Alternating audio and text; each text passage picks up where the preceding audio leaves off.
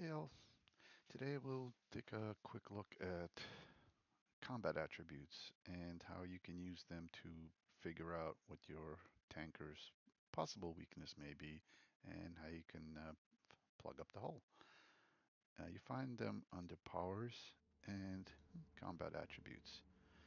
And you can monitor these, and this window here will pop up when, say, you want to monitor a certain power. This is useful in monitoring things as you get buffed and debuffed, so you kind of have an idea what's going on. The one that I really tend to look at on a lot of non-tank characters is the stealth radius. You can stealth a little, but when you come in combat, you drop your stealth. So you kind of want to know when your stealth is gone and when you can continue sneaking around. Um, Another useful one is recovery rate and consumption. This is how much you recover, and this is how much you're consuming with all the toggles. You don't want this to be bigger than that, otherwise you'll start losing this endurance bar here. Regeneration rate is how quickly you regain your health. The two-hit accuracy bonuses I keep track of whenever I get debuffed by an enemy. I can see that when this goes red, I may not hit as often, so I'll try to rely a little more on like taunt, which is an auto hit power, and try to keep the group safe. Anyway, so let's take a look at this. So each character will show you these categories. For tanks, really, um, this is for all the characters. You can look through this. They also show you where the contributions are coming from. Sometimes it's a little tricky to figure out, like it'll say large increased health bonus, and you have to kind of look up what that means, and it's probably from one of these enhancements. There'll be like a boost, like the third one here is increased maximum health by 1.88%. I don't know if it's a huge, large, or medium, but it's where it comes from. The only thing to monitor here is when you have more than five of the same kind, they get ignored. So you should try to keep them under five or less. And you do that by looking at the enhancements and seeing if they have the same percentages being added up. You might want to reduce it. Like here, it'll say like moderate improvement to recharge 5%. And if I have six, like five of these showing, means I may have six. So I'll have to look through my IOs and see where the five shows up and count. And if I have an extra one, I may want to change that set to include a different type. Different IOs have different boosts. Some may give you five, some give you 7.5 here, some give you 8.75. Um, you may want to reduce it from five to say 4.5 from a different set, slightly weaker set, but at least you're getting a benefit if that's the stat you're going for. Anyways, back to the tank thing. So tanks really care about these two main items, which is the resistance. Resistance is a percentage of the damage that you're going to take after you get hit. And you can see where some of these bonuses are coming from. Like these are all mostly IO based and buff based, and that's what these are. So as a tanker, a lot of times people take fight and weave, and you can see the difference like as I activate them. Tough kicked in, and almost at maximum resistance. Weave is a defense, so you'll see it on the defenses. So Weave gives me 8% defense. This particular tanker is a combination of resists and defense, but also relies on powers that are related to how many enemies are around you. So the numbers here don't look great, but when you run into a group of enemies, it boosts up. This is a shield tank. The other thing to look through is, some of these might matter. The debuff resistance you really can't do much about. You can look at these numbers and monitor them. If you're in a very tough encounter and say an enemy does huge uh, like defense resistance and you're relying on defense, you might want that to be higher. But the status ones are the ones you really want to worry about. Status effect protection. You kind of want all of these in green and of appropriate number. You don't want any of these to be zero. And with some tankers, they may have a weakness. Like some of them may have really good protection against things, but are weak against knockback. So you'll have to find an IO that has knockback. This particular tanker, I mean, everything is really high, so it's going to take a lot to knock them off, stun them, or confuse them. Teleport protection is really for PvP, but I think I have an IO. Yeah, it kicks in every so often that I have 100%, and that's from, I think it looks like, I think it's one of these. Yeah, this teleportation protection. So it's not all continuous, but it lasts long enough that there's a very small window when I don't have teleport protection. And teleport protection is, again, it's PvP. It's when somebody tries to pull you using combat teleport from one area to another. So, a lot of times to pull you in where all of their friends are hanging out, so they can attack you at once. PvP is not a big part of this game, so I got this mostly for the resist all, and we can see in the damage resistance, you can see shield wall is providing 5% resistance towards the cap of 90 for a tanker. So it's a really nice enhancement. I usually ignore the teleportation. I take it for the resist all.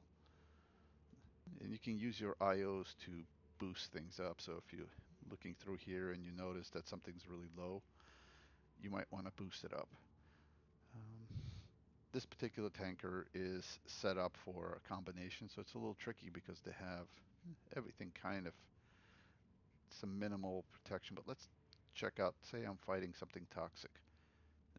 It's got 9%, almost 10% damage resistance, defense, sorry, which means that 1 out of every 10, without going into too much detail, approximately 1 out of 10 attacks on you will miss, and those that don't miss are going to go here and check, and they're going to be reduced by about 60% plus whatever bonuses I get from being near enemies.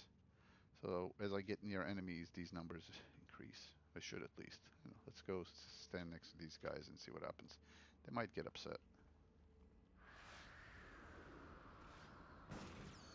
Maybe my defense goes up.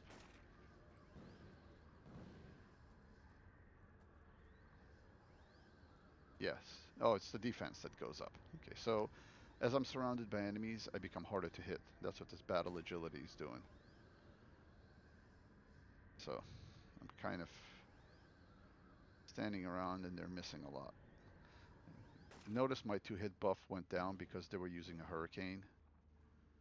These are pretty low level enemies. It's I can just stand here and they're really not going to do much. And there goes hurricane again, and you'll see my 2-hit go down just a little bit.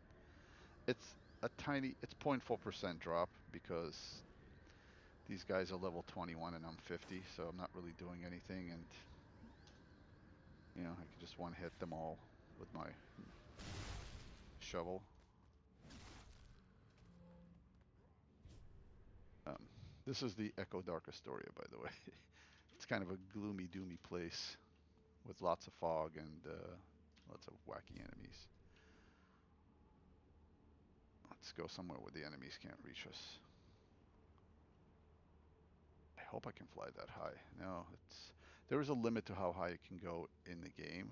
So some buildings are just over the ceiling. I think the limitation is pretty much, it's part of the game. It's a zone. It's an older game, so they don't have the complete exploration. Everything's still in zones, and you can't get between zones without the doorways. And zones have these things called war walls. And for the most part, they just keep you from flying away. So who knows what's in the next zone because there's a war wall. Sometimes during Richter invasions, they'll bring the quote-unquote war wall down to make it seem like we're being invaded, but there's still a barrier there. Zones are contained. So, anyways, so this is the combat monitoring, and you just check on your character as you level to see where the holes are and see if you can find enhancements. And enhancements will have it listed like, let's take this set for example. It's got the fire and cold resistance that it'll add energy and negative energy, and toxic and psionic resistance. So this set will provide these bonuses, and if I needed the toxic psionic resistance, I get 4.5, and mes resistance 7.5. But if I didn't really need any toxic or psionic resistance because of the type of tank I am, I may opt to go with only 5 of these and put one enhancement into another category where I may need to boost things, because you don't get enough of the enhancement slots to fill everything up. So you have to kind of pick and choose about which ones are right for you and which ones will give you the most benefit. And if you make a mistake or you don't spec right, you can always respec your character. It takes a little bit of time of going through and assigning powers and slots, but you just do it by typing in respec. And it'll bring up a respec screen. Yeah, I can actually do it and cancel out. And it's like you're starting all over. You pick power, go to next. When you're done picking all the powers, it'll let you pick enhancement slots, and then it'll give you all your enhancements, and then you can replace them all. You get certain number of respecs, and if you really want to respec, you can either buy a recipe at the auction house or do one of the trials for respec. They are called